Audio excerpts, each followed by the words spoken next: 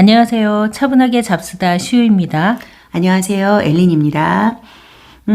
오늘은 도스토옙스키의 죄와 벌에 대해서 좀 이야기를 나누기로 했죠. 네. 일단 19세기를 대표하는 러시아의 문학 작가가 되겠고요. 이 작품은 러시아 상트페테르부르크의 그 뒷골목, 그런 가난한 동네에서 살고 있는 가난한 학생, 라스콜리니코프의 이야기입니다. 그리고 나중에 이제 사귀게 되는 여자친구 소냐를 통해서 구원받는 어떤 그런 내용이 되겠어요. 이 책을 읽으면서 좀 어떤 느낌을 받으셨는지, 저 같은 경우에는 청소년 때 읽었던 느낌과 지금 좀 지나서 읽은 느낌이 좀 다르더라고요. 어떻게 다르셨어요? 어렸을 때는 대사가 정말 많이 나오잖아요. 그렇죠. 라스콜리니코프 혼자서 막 생각하는 거 되게 많고, 그래서 그런 여러 가지 궤변을 늘어났을 때 뭐야 이거 말도 안 되는 얘기 하네 막 이랬었죠. 근데 이번에 새로 읽었을 때는 그 중에 일부 또 맞는 것도 있네. 그래요? 어떤 부분이 그런 맞게 생각도 느껴질까요? 그 부분은 조금 이따가 예. 대사를 제가 말씀을 드릴게요. 어떠셨어요? 전체적으로? 저는 사실 좀 짧게 급하게 읽은 책이라서 좀 심오하게 접근은 못했던 것 같긴 하는데 그 구성이나 그런 부분들, 줄거리 그런 건 재밌었던 것 같아요. 흥미있고. 저는 이 책이 왜 쓰여졌을까도 생각을 좀 해봤거든요. 처음부터 끝까지 고통만 받는 것 같거든요. 라스콜리니코프가. 그쵸? 괴롭히려고 이 소설을 썼나. 라스콜리니코프의 그 죄를 짓고 계속 죄책감에 시달리는 거가 거의 다예요. 시달리죠. 안 시달리면서 나는 맞는 일을 했어라고 말은 하고 있지만. 사실 라스콜리니코프가 그 논문에서 썼던 그 글을 보자면 그는 살인을 저지르고도 죄책감에 시달리면 안 되는 거거든요. 그렇죠. 왜냐하면 당연히 처단해야 될 악을 처단한 거잖아요. 근데 사실 현실 속에서 라스콜리니코프는 다르게 행동을 하죠. 그렇죠. 그래서 지금 라스콜리니코프가 생각하는 죄는 살인에 대한 죄책감을 느끼고 그 죄책감으로 인해서 그걸 이겨내지 못해서 내가 스트레스 받는 것. 그게 죄인 거예요. 자기가 처단해야 될 상대를 처단한 것에 대한 죄책감이 아니죠. 우리가 생각하는 죄책감이랑은 좀 다른 것 같아요. 각자의 기준에 따라서 죄가 달라질 수가 있을까요? 저는 어떻게 보면 어떤 사람은 이런 사정이 있었잖아, 저런 사정이 있었잖아. 그래서 죄를 각자의 기준에 따라서 좀 다르게 생각을 하잖아요. 예를 들어서 뭐 아동학대 같은 경우도 그렇고 뭐 존속살해 같은 것도 나왔을 때 얼마나 그랬으면 뭐 그런 짓까지 했겠어. 그런 배경을 알고 나서는 어떤 죄의 경중을 좀 다르게 사람마다 생각하잖아요.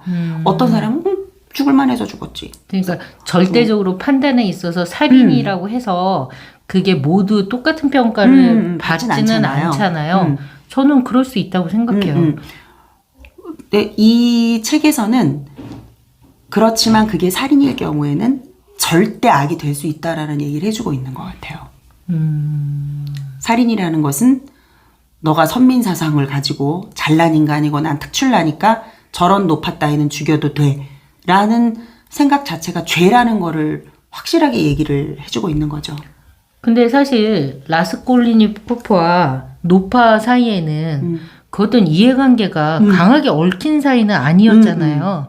그러면 정말 무고한, 어떻게 보면은 잘 모르는 사람을 죽인 거고, 가정폭력 같은 경우에는 얘기가 달라지지 않을까요? 그 남편한테 허구한 날 맞고 사는 사람 입장에서는 굉장한 이해관계가 얽혀 있는 거고, 누가 죽느냐 사느냐의 게임에서 내가 살인을 저질렀다면 정당방위가 될 수 있는. 그거는 다르지 않을까 하는데요. 살인에 있어서. 그게 훨씬 더 경한 죄가 될 수 있다. 네, 저는 그렇게는. 이런 아무 상관이 없지만 죽인 살인하고는 다르다. 그렇죠. 아무리 노파가 못됐다 하더라도 라스콜리니코프한테 뭐 못하게 한 건 없잖아요. 그렇죠? 근데 그 여러 가지 일화 중에서 그 노파가 되게 못되게 군 그런 일화들 여러 가지를 보면 참 좀 그렇다라는 생각이 인정사정 없네 이 노파가 이런 생각은 할 수 있거든요. 그러면 엘리는 도스토옙스키가 이 책을 통해서 하고자 하는 말이 무엇이었던 것 같으세요? 살인이라는 거는 보편적 죄의식을 가져야 된다라는 것 같아요. 그러니까 그건 죄야. 친하던 안 친하던 정당방위를 했던 뭘 안 했던 살인이라는 행위에 대한 죄의식, 양심 이런 걸 느끼는 것이 보편적이라는 거죠. 그거를 얘기하려고 했던 것 같아요. 절대 악은 있다. 네, 절대 죄라는 건 있다. 있다. 작가가 얘기하고자 하는 포인트는 세상에 위의 사람은 없다. 누구의 위에 위치한 사람은 없다. 여기서 라스콜리니코프가 자신을 비범하게 생각하잖아요. 그렇죠. 특별한 생각하죠. 그래서 좀 노파같이 사회에 악을 끼치는 그런 사람은 자신이 처단해도 된다는 얘기를 하고 있는 거죠. 근데 도스토옙스키 같은 경우에는 세상에 그런 차이는 없다. 모든 인간은 똑같다. 그래서 어느 인간에게도 남을 처단할 힘을 가진 인간은 없다. 라는 그걸 얘기해 주는 게 아닌가 그런 생각이 들었어요.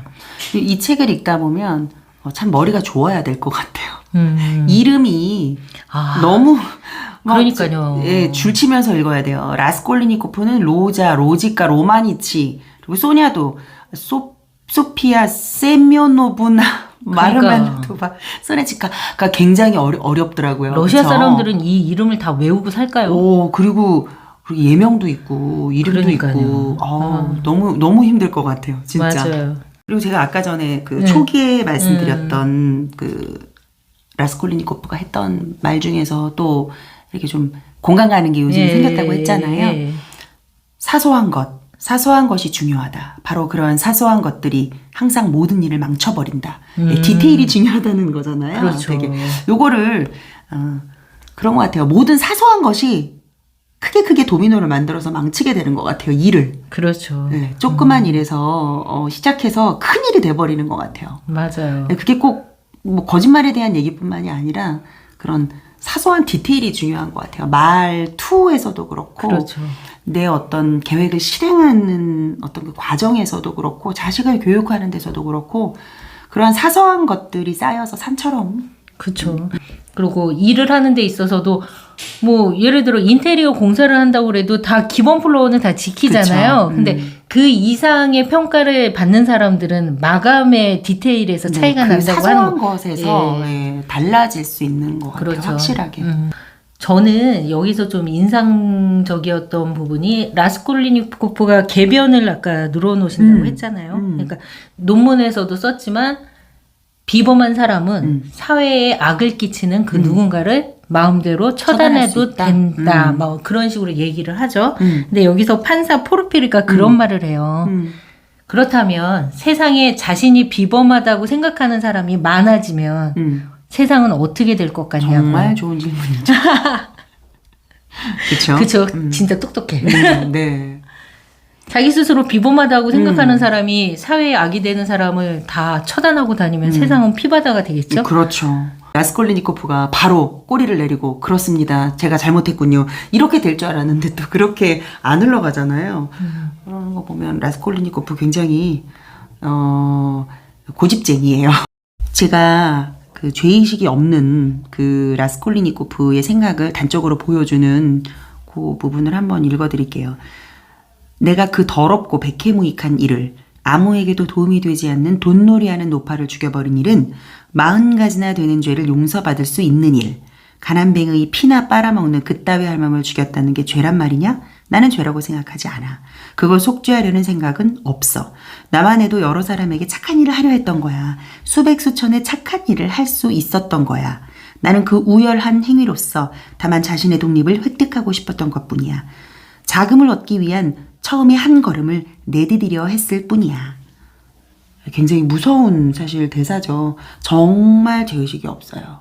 정말 괜찮다고 생각하는 자기만의 굳건한 믿음이 있는 거예요. 왜 저렇게 됐을까요? 굉장히 심각하게 질문을 정말 하시네요. 개변이잖아요. 네, 너무 가난한 어린 시절을 살아서 너무 가난하게 살아서 그리고 자기 능력 있는 대학생인데 돈이 없어서 너무 힘들잖아요. 지금 라스콜리니코프가 살던 곳을 어머니가 와서 방문해서 보고 간 속에 있는 것 같다고 그렇게 얘기를 하죠. 작품에서. 그런 걸 보면 그 환경이 미치는 영향도 무시할 수 없을 것 같아요. 그리고 이렇게 굳건하게 믿고 있다는 자체가 망상에 사로잡혀 있는 사람 같기도 하고, 어쨌든 정신이 온전치 못한 사람인 거죠. 근데 그렇다고 라스콜리니코프가 요새 말하는 사이코패스나 소시오패스는 아니죠. 남의 고통을 느끼지 않나요?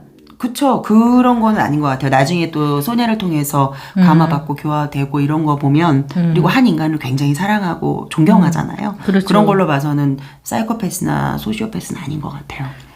여기서 보면은 라스콜리니코프가 나중에 소냐의 발에 키스를 하고 그녀에 의해서 변하잖아요. 저는 사실 그게 좀 의문이었거든요. 왜 시베리아 감옥에 있는 사람들이 다 그녀를 성녀처럼 생각을 하고 라스콜리니코프 같이 그렇게 고집장애가 그렇게 변하는가에 대해서 어떻게 생각하세요? 그 부분은? 어떤 감화를 받은 거가 아닐까요? 가장 높은 어떤 인간의 품격을 보여주는 소냐의 모습을 보고, 또 늘 겸허한 그런 모습을 보고, 굉장히 인격적으로 성숙했죠. 네. 그 거리의 여자가 된 것도 사실은 자신의 동생들, 가족을 위해서 그렇게 된 거잖아요. 그 라스콜리니코프가 항상 자신을 굉장히 비범하다, 그리고 선민의식이 있는 그런 생각을 갖고 살았잖아요. 근데 소냐는 그 반대 인물이죠. 그렇죠. 항상 자기를 낮추고 예. 부족하다고 생각하는 겸허한 사람이었죠. 그리고 실제로 사회적인 위치도 그쵸, 위치가. 어떻게 보면은 세상에서 가장 손가락질 받는 낮은 계층의 그쵸. 그런 여자죠. 근데 그 오만했던 라스콜리니코프는 가장 미천한 소냐에 의해서 구원을 받는 그렇죠. 거죠. 그러니까 그런 거 아닐까요? 그 소냐가 한없이 겸허하고 한없이 낮은 곳에 있지만 어느 순간 라스콜리니코프가 그녀를 사랑하게 되고 그녀를 인정하게 되고 그녀를 우러러보게 되면서 자신 안에 있던 그 오만함과 그 어떤 선민의식이 많이 사라지면서 성숙해진 게 아닐까도 싶고요. 그런 부분에서 소냐가 굉장히 대단한 사람이죠. 사실은 사회의 어떤 위치 이런 것과 상관없이. 그렇죠. 다른 사람의 마음을 감화시키고 녹아내리게 할 수 있는 그 잘못으로 꽁꽁 묶여있던 그 마음을 풀어낼 수 있는 그런 힘이 있던 어떻게 보면 인격적으로 가장 성숙한 그렇죠. 인물. 그 인물이 결국 라스콜리니코프가 스스로 자기의 죄를 직시할 수 있게 만들었던 그렇죠. 것 같아요. 소냐가 굉장히 대단한 네. 사람이라는 우리의 결론입니다. 제가 이 부분을 하나 읽어보고 싶은데요. 인간은 하나의 비밀이다. 우리는 그 비밀을 풀어야 한다. 평생에 걸쳐 그것을 풀게 된다면 시간을 허비했다고 말할 수 없다. 나는 그 비밀에 전념한다. 인간이고 싶기 때문이다. 예, 도스토옙스키가 한 말이에요. 그래서 인간에 대해서 정말 그 신비를 아주 상세하게 파헤쳐보려고 노력했던 작가인 것 같아요. 그래서 그 안에서 라스콜리니코프가 엄청 많은 말을 하잖아요. 포르피리도 물론 그렇지만, 그래서 그런 대사에 굉장히 신경을 써서 글을 썼던 것 같아요. 근데 도스토옙스키가 굉장히 글을 빨리 썼다고. 네. 그 도스토옙스키가 항상 경제적으로 굉장히 어려운 처지에서 그 원고를 써야지만 원고료로 그 생활을 할 수 있는 처지였는데 항상 마감 기일에 쫓겨서 그 원고를 쓰느라고 굉장히 작품이 급하게 쓰여져서 탄생을 한 거죠. 급하게 쓰여졌는데도 이렇게 그쵸. 세계적인 작품이 이런 될 수 위대한 있군요. 작품이 탄생한 거 보면 사람이 그 절박함과 어떤 일에 몰두한다는 게 엄청난 힘을 발휘하는구나 하는 그런 생각이 들더라고요. 이런 걸 헝그리 정신이라고 하나요? 그냥 엄청난 헝그리 정신이죠. 그리고 실제로 도스토옙스키가 이 제아벌을 집필할 당시에 라스콜리니코프가 살았던 장소랑 똑같은 곳에서 그쵸. 살았다고 하더라고요. 그리고 거리도 그 거리랑 똑같아서 정말 세부적으로 묘사를 아주 잘했죠. 잘했다고 하더라고요. 그래서 작품 속에 나타난 라스콜리니코프는 도스토옙스키를 분신이고 그다음에 도스토옙스키의 두 번째 부인, 그러니까 속기사 일을 했던 안나라는 여자는 소니아의 분신이었던 거죠. 이렇게 작품에 많이 투영이 된 거예요. 두 번째 부인인 그 속기사 안나. 안나가 굉장히 헌신적인 부인이었던 거죠. 도스토옙스키가 맨날 이제 도박을 하고 돈을 탕진해도 한 번도 뭐 싸우거나 말다툼한 게 없었다고 해요. 그 정도로 굉장히 도스토옙스키를 좀 존경하고 그의 문학 세계를 굉장히 높이 평가하는 그런 사람이었나 봐요. 그랬을 것 같아요. 실제로 옆에서 계속 들으면서 이제 그 작품을 쓰면서 그랬던 것 같고, 그냥 후반에 도스토옙스키의 까라모조프가의 형제들, 그 다음에 제아벌 이런 작품들이 다 안나랑 만나면서 쓰여진 작품이거든요. 그래서 안나가 숨은 공로자라고 하죠. 도스토옙스키 작품을 그렇게 탄생시키는데.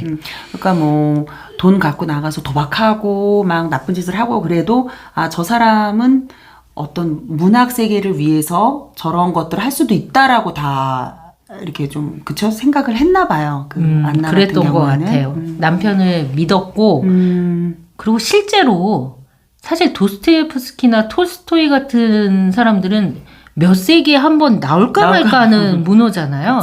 그런 사람을 그러니까 눈앞에서 바로 목격을 했을 때 어떤 느낌이 들까요? 그쵸. 그 문장 하나하나를 본인이 이렇게 치면서 본인 스스로가 굉장히 존경할 수밖에 없는 그랬을 것 같아요. 예, 저라도 만약에 그런 천재를 만나면 헌신하고 헌신할 수 있지 않을까요? 네, 저도 그럴 수 있다고 생각해요. 그럴 수 있을 것 같아요.